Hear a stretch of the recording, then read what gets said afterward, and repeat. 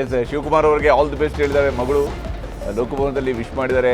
D K Shivakumar ಅವರ ಪತ್ನಿ ಉಷಾ ಹಾಗೆಯೇ ಅವರ ಮಗಳು ಐಶ್ವರ್ಯ ಪತಿಗೆ ಆಲ್ ದಿ ಬೆಸ್ಟ್ ಅನ್ನು ಹೇಳಿದ್ದಾರೆ. ಪತ್ನಿ ಉಷಾ ಶಿವಕುಮಾರ್ ಅವರು ಎಲ್ಲರೂ ಕೂಡ ಇದು ಒಂದು ಕನಸು, ಡ್ರೀಮ್ ಈಗ ಈಡೇರಿದೆ. ಈ ಸಂದರ್ಭದಲ್ಲಿ ಏನೆಲ್ಲ ತಂದೆಯವರಿಗೆ ಪ್ರೀತಿಯ ಸಲಹೆ? ಅಧಿಕಾರ ಅಂದ್ರೆ ಜವಾಬ್ದಾರಿ ಹೆಚ್ಚಾಗಿದೆ ಅಂತ ಅನ್ಸುತ್ತೆ. ಆ ಜವಾಬ್ದಾರಿ ಚೆನ್ನಾಗಿ ಮಾಡ್ಕೊಂಡು ರಾಜ್ಯದ ಜನತೆಗೆ ಐಶ್ವರ್ಯ ಅವ್ರದ್ದು ಕೂಡ ಕನಸು ಅಲ್ವಾ ಇದು?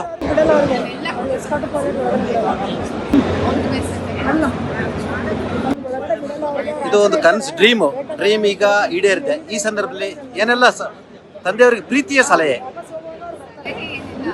ಅಧಿಕಾರ ಅಂದ್ರೆ ಜವಾಬ್ದಾರಿ ಹೆಚ್ಚಾಗಿದೆ ಅಂತ ಅನ್ಸುತ್ತೆ. ಆ ಜವಾಬ್ದಾರಿ ಚೆನ್ನಾಗಿ ಮಾಡ್ಕೊಂಡು ರಾಜ್ಯದ ಜನತೆಗೆ ಐಶ್ವರ್ಯ ಅವ್ರದ್ದು ಕೂಡ ಕನಸು ಅಲ್ವಾ ಇದು? ಇಲ್ಲಿ ಈಗಾಗಲೇ ಪ್ರತಿಯೊಬ್ಬರು ಕೂಡ ಅವ್ರಿಗೆ ಆಲ್ ದಿ ಬೆಸ್ಟ್ ಅನ್ನು ಹೇಳ್ತಾ ಇದ್ದಾರೆ. ಆ ಮೂಲಕ ಶಿವಕುಮಾರ್ ಅವರ ಪರ್ವ ಶುರುವಾಗ್ತಾ ಇದೆ. ಶಿವಕುಮಾರ್ ಅವರು ಕೂಡ ಈಗಾಗಲೇ ಬಂದಿದ್ದಾರೆ. ಲೋಕಭವನಕ್ಕೆ ಆಗಮಿಸಿರುವಂತಹ ನೂತನ ಮುಖ್ಯಮಂತ್ರಿಗಳು ಅಧಿಕಾರವನ್ನು ಸ್ವೀಕರಿಸುವಂತಹ ಕಾರ್ಯಕ್ರಮಕ್ಕೆ ಆಗಮಿಸಿದ್ದಾರೆ. ಸ್ವಾಮೀಜಿಗಳ ಆಶೀರ್ವಾದವನ್ನು ಪಡೆಯೋದಕ್ಕಾಗಿ ಈಗ ಸ್ವಾಮೀಜಿಗಳವರ ಬಳಿಗೂ ಕೂಡ ಹೋಗಿದ್ದಾರೆ. ಎಲ್ಲ ಸಮುದಾಯಗಳ ಸ್ವಾಮೀಜಿಗಳು ಇವತ್ತು ಈ ಒಂದು ಕಾರ್ಯಕ್ರಮದಲ್ಲಿ ಭಾಗಿಯಾಗ್ತಾ ಇದ್ದಾರೆ. ಗುರುಗಳ ಆಶೀರ್ವಾದವನ್ನು ಪಡ್ಕೊಳ್ತಾ ಇದ್ದಾರೆ.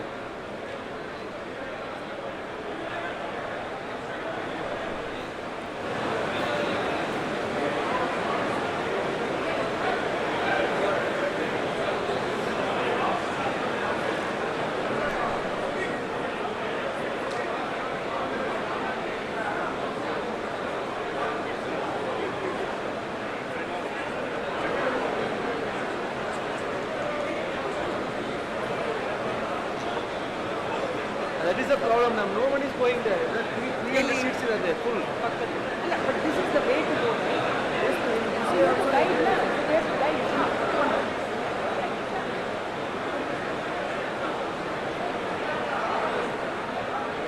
ಲೋಕಭವನದಲ್ಲಿ ನಡೀತಾ ಇರುವಂತಹ ಕಾರ್ಯಕ್ರಮ ಇನ್ನೇನು 4 ಗಂಟೆ 5 ನಿಮಿಷಕ್ಕೆ ಸರಿಯಾಗಿ 4 ಗಂಟೆಗೆ ಸರಿಯಾಗಿ ಕಾರ್ಯಕ್ರಮ ಆರಂಭ ಆಗುತ್ತೆ. 4 ಗಂಟೆ 5 ನಿಮಿಷಕ್ಕೆ ಸರಿಯಾಗಿ ಪ್ರಮಾಣ ವಚನವನ್ನು ಸ್ವೀಕರಿಸ್ತಾರೆ ಮುಖ್ಯಮಂತ್ರಿಯಾಗಿ. ಕರ್ನಾಟಕದ ನೂತನ ಮುಖ್ಯಮಂತ್ರಿಯಾಗಿ ಡಿ ಕೆ ಶಿವಕುಮಾರ್ ಅವರು ಕರ್ನಾಟಕದಲ್ಲಿ ವ್ಯಕ್ತಿಯಾಗಿ 25ನೇವರು ಈಗ ಮುಖ್ಯಮಂತ್ರಿಯಾಗಿ ಅಧಿಕಾರವನ್ನು ಸ್ವೀಕರಿಸ್ತಾ ಇರುವಂಥವರು ಡಿ ಕೆ ಶಿವಕುಮಾರ್.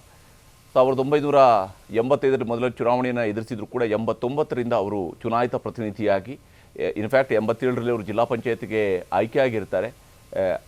ಅದಾದ ನಂತರ ಆವಾಗಿನ ಜಿಲ್ಲಾ ಪರಿಷತ್ಗೆ ಆಯ್ಕೆಯಾಗಿರ್ತಾರೆ. ನಂತರ 89ರಲ್ಲಿ ಮೊದಲ ಬಾರಿಗೆ ಅವರು ಶಾಸನಸಭೆಗೆ ಪ್ರವೇಶ ಮಾಡಿದಂಥವ್ರು. ಅಲ್ಲಿಂದ ಸತತವಾಗಿ ಅದು ರಾಹುಲ್ ಗಾಂಧಿ ಅವರು ಈಗಾಗಲೇ ಬಂದಿದ್ದಾರೆ. ರಾಹುಲ್ ಗಾಂಧಿ ಅವರು ಬಂದಿರುವಂತಹ ದೃಶ್ಯವನ್ನು ಕೂಡ ಇಲ್ಲಿ ನಾವು ನೋಡ್ತಾ ಇದ್ವಿ. ಲೋಕಭವನಕ್ಕೆ ಬಂದಿರುವಂತಹ ರಾಹುಲ್ ಗಾಂಧಿ ಹಾಗೂ ಕೆ ಸಿ ವೇಣುಗೋಪಾಲ್ ಜೊತೆಯಾಗಿ ಬಂದಿದ್ದಾರೆ. ಈ ಕಾರ್ಯಕ್ರಮದಲ್ಲಿ ಭಾಗಿಯಾಗೋದಕ್ಕಾಗಿ ಬಂದಿದ್ದಾರೆ. ವಿವಿಧ ಸಮುದಾಯಗಳ ಸ್ವಾಮೀಜಿಗಳವರು ಅವ್ರನ್ನ ಅಭಿನಂದಿಸ್ತಾ ಇದ್ದಾರೆ. ಡಿ ಕೆ ಶಿವಕುಮಾರ್ ಅವ್ರನ್ನ ಅಭಿನಂದಿಸ್ತಾ ಇರುವಂತಹ ದೃಶ್ಯವನ್ನು ಕೂಡ ನಾವು ನೋಡ್ತಾ ಇದ್ವಿ. 1989ರಲ್ಲಿ ಮೊದಲ ಬಾರಿಗೆ ಶಾಸಕರಾದಂತಹ ಡಿ ಕೆ ಶಿವಕುಮಾರ್ ಅವರು 1990ರಲ್ಲಿ ಬಂಗಾರಪ್ಪನವರು ಸರ್ಕಾರ ಮಾಡಿದಾಗ ಬಂಗಾರಪ್ಪನವರ ಸರ್ಕಾರದಲ್ಲಿ ಮೊದಲ ಬಾರಿಗೆ ಬಂದೀಖಾನೆ ಸಚಿವರಾಗಿ ಅಧಿಕಾರವನ್ನು ಸ್ವೀಕರಿಸ್ತಾರೆ. ಅಲ್ಲಿಂದ ಸಚಿವರಾಗಿ ಕೆಲಸ ಮಾಡಿದಂಥವರು 1994ರಲ್ಲಿ ನೋಡಿ ಅವ್ರಿಗೆ ಎರಡನೇ ನೆಕ್ಸ್ಟ್ ಎಲೆಕ್ಷನಲ್ಲಿ ಕಾಂಗ್ರೆಸ್ನ ಟಿಕೆಟ್ ಕೈ ತಪ್ಪು ಹೋಗುತ್ತೆ. ಆಗ ಅವರು ಪಕ್ಷೇತರರಾಗಿ ನಿಲ್ತಾರೆ. 94ರಲ್ಲಿ ಕಾಂಗ್ರೆಸ್ ಅತ್ಯಂತ ಹೀನಾಯ ಪ್ರದರ್ಶನವನ್ನು ಕರ್ನಾಟಕದ ಇತಿಹಾಸದಲ್ಲಿ ಕಾಂಗ್ರೆಸ್ ಪಡೆದಿರೋದು 94ರ ಚುನಾವಣೆಯಲ್ಲಿ. ಅವತ್ತು ಪಕ್ಷೇತರ ಅಭ್ಯರ್ಥಿಯಾಗಿ ಗೆದ್ದಿರ್ತಾರೆ ಡಿ ಕೆ ಶಿವಕುಮಾರ್. ಮುಂದೆ ವಾಪಸ್ ಹಾಗೆಂತೇಳಿ ಅವರು ಪಕ್ಷೇತರ ಅಭ್ಯರ್ಥಿ ಆದ ನಂತರವೂ ಕೂಡ ಅವರೇನು ಆಗಿನ ಆಡಳಿತ ಪಕ್ಷದ ಜೊತೆ ಗುರುತಿಸ್ಕೊಳ್ಳೋದ್ರ ಕಡೆಗೆ ಹೋಗೋದಿಲ್ಲ. ಬದಲಿಗೆ ಅವರು ಪ್ರತಿಪಕ್ಷವಾಗಿದ್ದಂತಹ ಕಾಂಗ್ರೆಸ್ ಜೊತೆಗೇ ತನ್ನನ್ನು ಗುರುತಿಸ್ಕೊಂಡಿರ್ತಾರೆ. ಮತ್ತು ಮುಂದೆ 99ರಲ್ಲಿ ಪಕ್ಷ ಅಧಿಕಾರಕ್ಕೆ ಬರುತ್ತೆ. ಮತ್ತೆ ಸಹಕಾರ ಸಚಿವ ಹಾಗೆಯೇ ಮುಂದೆ ಬೆಂಗಳೂರಿನ ನಗರಾಭಿವೃದ್ಧಿ ಸಚಿವರಾಗಿ ಕೆಲಸವನ್ನು ಮಾಡ್ತಾರೆ. ಎಲ್ಲ ಮಠಾಧೀಶರುಗಳು ಕೂಡ ತಮ್ಮ ಶುಭ ಹಾರೈಕೆಗಳನ್ನು ಡಿ ಕೆ ಶಿವಕುಮಾರ್ ಅವರಿಗೆ ಮಾಡ್ತಾ ಇರುವಂತಹ ದೃಶ್ಯವನ್ನು ನೋಡ್ತಾ ಇದ್ವಿ. ಡಾಕ್ಟರ್ ಶಿವರಾಜ್ ಕುಮಾರ್ ಅವರಿಗೆ ಬಂದಿದ್ದಾರೆ. ಗೀತಾ ಶಿವರಾಜ್ ಕುಮಾರ್ ಹಾಗೂ ಶಿವರಾಜ್ ಕುಮಾರ್ ಇಬ್ಬರು ಕೂಡ ಬಂದಿದ್ದಾರೆ. ಸಿನಿಮಾ ಲೋಕದ ಬಹುತೇಕ ಎಲ್ಲ ಗಣ್ಯರನ್ನು ಕೂಡ ಕರೆದಿದ್ದಾರೆ.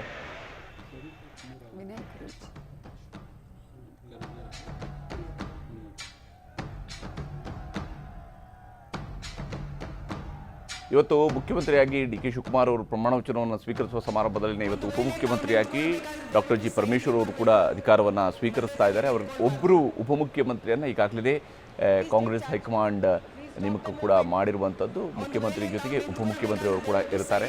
ಉಳಿದಂತೆ ಒಂದಿಷ್ಟು ಖಾತೆಗಳ ಬದಲಾವಣೆ ಆಗಬಹುದು. ಖಾತೆಗಳ ವಿಚಾರದಲ್ಲೂ ಕೂಡ ಚರ್ಚೆಗಳು ನಡೀತಾ ಇದ್ದಾವೆ.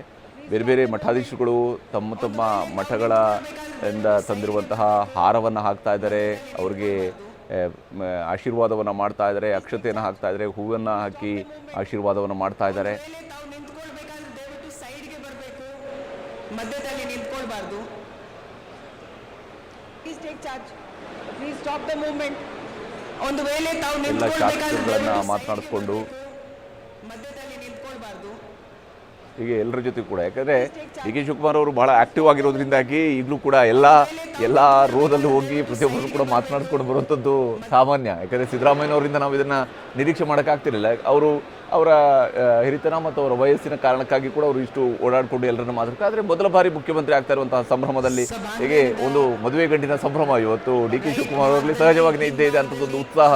ಇವತ್ತು ಕರ್ನಾಟಕದ ಮುಖ್ಯಮಂತ್ರಿ ಆಗ್ತಾ ಇರುವಂಥವ್ರು ನಾರಾಯಣಮೂರ್ತಿಯವರ ಕಾಲಿಗೆ ಬಿದ್ದು ಆಶೀರ್ವಾದವನ್ನು ಕೂಡ ಪಡ್ಕೊಂಡಿದ್ದಾರೆ. ಹೀಗೆ ಹಿರಿಯರನ್ನು ಅಥವಾ ತಾನು ಕರೆಸ್ಕೊಂಡಿರುವಂತಹ ಪ್ರತಿಯೊಬ್ಬ ಆಹ್ವಾನಿತರನ್ನು ಕೂಡ ಹೋಗಿ ಮಾತನಾಡಿಸುವಂತಹ ಕೆಲಸವನ್ನು ಮಾಡ್ತಾ ಇದ್ದಾರೆ. ಶಾಸಕರುಗಳನ್ನು, ಮಾಜಿ ಸಚಿವರುಗಳನ್ನು, ಬೇರೆ ಬೇರೆ ಸಮುದಾಯಗಳಿಂದ ಗಣ್ಯರುಗಳನ್ನು ಕರೆಸ್ಕೊಂಡಿದ್ದಾರೆ. ಅವರೆಲ್ಲರನ್ನು ಕೂಡ ಮಾತನಾಡಿಸುವಂತಹ ಪ್ರಯತ್ನವನ್ನು ಶಿವಕುಮಾರ್ ಅವರು ಮಾಡ್ತಾ ಇದ್ದಾರೆ. ಈ ಮೂಲಕ ಎಲ್ಲರ ಮನ ಗೆದ್ದು ತಾನು ಮುಖ್ಯಮಂತ್ರಿ ಆಗ್ತಾ ಇದ್ದೀನಿ. ಮತ್ತು ಒಂದು ಮಾತನ್ನು ಶಿವಕುಮಾರ್ ಅವರು ಕಳೆದ 3 ವರ್ಷಗಳಿಂದ ಅನೇಕ ಸಂದರ್ಭಗಳಲ್ಲಿ ಚರ್ಚೆ ಬರ್ತಾ ಇತ್ತು. ಶಿವಕುಮಾರ್ ಅವ್ರ ಜೊತೆಗೆ ಶಾಸಕರ ಬೆಂಬಲ ಇಲ್ಲ, ಸಿದ್ದರಾಮಯ್ಯನವ್ರಿಗೆ ಶಾಸಕರ ಬೆಂಬಲ ಇರುವಂಥದ್ದು, ಇವ್ರ ಜೊತೆ ಏನು 15 ಜನ ಶಾಸಕರಿದ್ದಾರೆ, 20 ಜನ ಶಾಸಕರಿದ್ದಾರೆ, ಈ ರೀತಿಯಂಥ ಚರ್ಚೆಗಳು ಬಂದಾಗ ಶಿವಕುಮಾರ್ ಅವರು ಒಂದೇ ಮಾತನಾಡ್ತಿದ್ರು, ನನ್ನ ಜೊತೆಗೆ 140 ಜನ ಶಾಸಕರಿದ್ದಾರೆ, ಕಾಂಗ್ರೆಸ್ಸಿಂದ ಗೆದ್ದಿರುವ ಎಲ್ಲ ಶಾಸಕರು ನನ್ನ ಜೊತೆಗಿದ್ದಾರೆ, ಇನ್ಕ್ಲೂಡಿಂಗ್ ಸಿದ್ದರಾಮಯ್ಯ ಅಂತ ಹೇಳಿದರು. ನೋಡಿದರೆ ಅದನ್ನು ಕಾರ್ಯರೂಪಕ್ಕೆ ತಂದುಬಿಟ್ರು ಅವರು. ಅವಿರೋಧ ಆಯ್ಕೆ, ಸರ್ವಾನುಮತದ ಆಯ್ಕೆ. ಸಿದ್ದರಾಮಯ್ಯವರು 2013ರಲ್ಲಿ ಮುಖ್ಯಮಂತ್ರಿ ಆದಾಗ ಶಾಸಕಾಂಗ ಪಕ್ಷದ ಸಭೆಯ ಆಯ್ಕೆ, ಅಲ್ಲಿ ಶಾಸಕರ ನಡುವೆ ಒಂದಿಷ್ಟು ಡಿವಿಷನ್ ಆಗುತ್ತೆ. ಅಂದರೆ ಮೆಜಾರಿಟಿ ಶಾಸಕರು ಅವತ್ತು ಅವ್ರನ್ನ ಮುಖ್ಯಮಂತ್ರಿ ಆಗಿ ಆಯ್ಕೆ ಮಾಡ್ತಾರೆ, ಅವರು ಮುಖ್ಯಮಂತ್ರಿ ಆಗ್ತಾರೆ. ಅಫ್ಕೋರ್ಸ್ 5 ವರ್ಷ ಆಡಳಿತವನ್ನು ನಡೆಸ್ತಾರೆ. ಅದು ಒಂದು ಡೆಮೋಕ್ರಸಿ ಸೆಟಪ್ನಲ್ಲಿ ಆಗುವಂತಹ ಸಾಮಾನ್ಯವಾದ ಪರಿಸ್ಥಿತಿ. ಆದರೆ ಕೆಲವೊಮ್ಮೆ ಸರ್ವಾನುಮತದ ಆಯ್ಕೆಯೂ ಕೂಡ ಆಗುತ್ತೆ. ಆ ರೀತಿಯ ಸರ್ವಾನುಮತದ ಆಯ್ಕೆ ಅನ್ನುವಂಥದ್ದು ಹೈಕಮಾಂಡ್ ಹೇಳಿದಾಗ ಸರ್ವಾನುಮತದ ಆಯ್ಕೆಗಳು ಆಗ್ತವೆ. ಆ ಸರ್ವಾನುಮತದ ಮೂಲಕವಾಗಿಯೇ ಆಯ್ಕೆ ಆಗಿದ್ದಾರೆ ಮುಖ್ಯಮಂತ್ರಿಯಾಗಿ.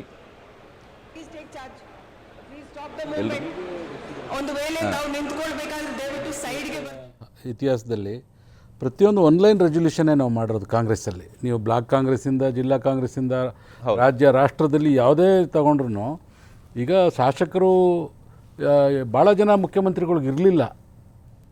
ಆದರೆ 13ರಲ್ಲಿ ಸಿದ್ದರಾಮಯ್ಯನವ್ರನ್ನ ಆಯ್ಕೆ ಮಾಡಿದಾಗ ನೀವು ಆನ್ಲೈನ್ ರೆಸಲ್ಯೂಷನ್ ಮಾಡಿರಲಿಲ್ಲ.